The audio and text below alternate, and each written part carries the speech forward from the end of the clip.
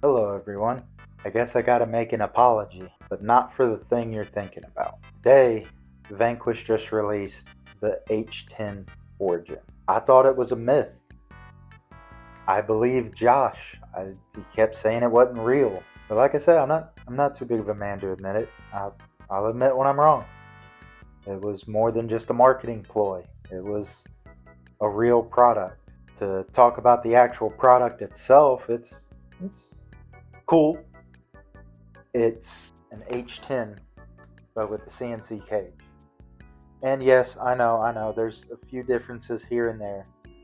But essentially, it's a $3,500 kit of a metal H10 with different panels.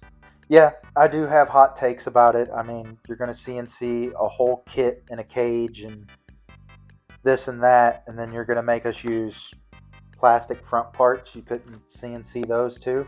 I don't want to get into things like I did in the last video. I know I came in way too hot and way too hostile. But am I not entitled to have an opinion? But also, I feel now that they're done with this, maybe they can get time to work on all the other problems that us plebes that can't afford that are having problems with. They can work on the weak gears in the VFD twin. They can work on the weak gears in the front in the diffs of the H10. They can work on the soft and gummy rod ends. They can work on the leaky shocks. They can work on their tires that are so soft if you cough on them, it'll tear a hole in them. If Vanquish is going to be the best of the best, I want them to be the best of the best. You know, I want Mercedes, best or nothing. The only reason I brought all those issues up is because, like I said, we bring them up in the Vanquish Tuesday live streams. And it falls on deaf ears. That's what I was trying to have a discussion with on the previous video, is Vanquish being best of the best. Because I'm all for them making an H10 fully CNC. I'm all for it. I actually give them some applause. I don't want to sit here and steal Vanquish's thunder about it because they're a passionate group of guys. I'm passionate about this hobby.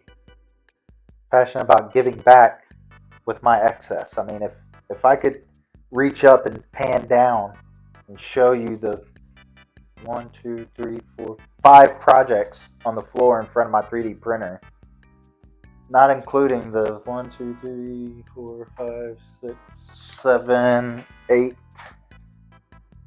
that are out on my desk right now. Don't get it twisted, okay? I build this stuff. Yes, this is an RTR that started life as an RTR.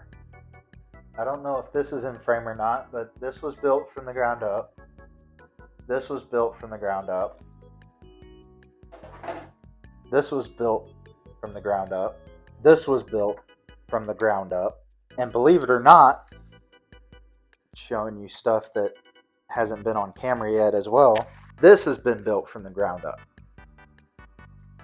Looks may be deceiving. Yes, this is a Vanquish VS410 with straight axles. But this was built from the ground up.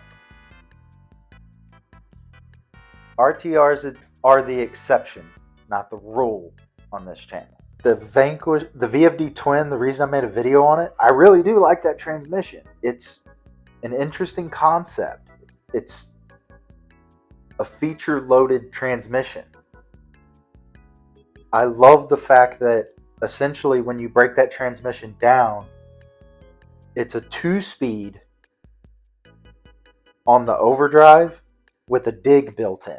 That's cool as shit.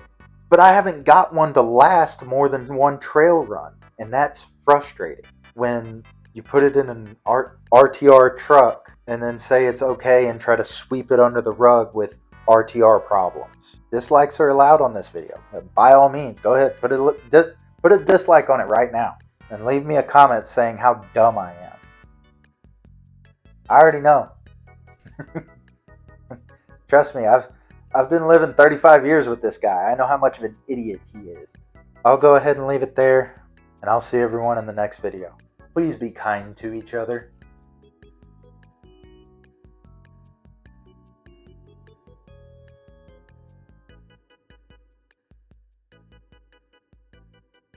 I would love to go up there and interview some of them as well.